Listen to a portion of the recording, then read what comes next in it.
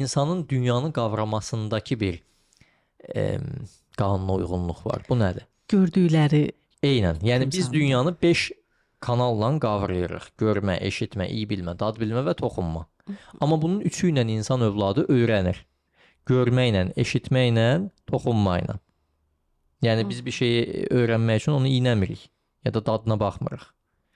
Toxunuruq, baxırıq ya da ki səsinə qulaq asırıq. Əsasən bu üçün istifadə Doğru. edirik. Heyvanlardan bəzi heyvanlarda məsələn iyi bilmə, dad bilmədə öyrənmə kanalıdır. İnsanda deyil, üçüdür. Bu üçünün də bəzi insanlarda o birindən daha çox inkişaf eləmiş olur. Buna biz ad qoyuruq. Görüntüyə vizual deyirik, səsə audial deyirik, toxunuşa kinestetik deyirik. Dolayısıyla bəzi insanlar ya vizualdır, bəziləri kinestetikdir, bəziləri də audialdır. Yəni bəzi insanlar ya gördüyünü daha yaxşı öyrənir, bəziləri eşitdiyini, bəziləri isə hiss etdiyini.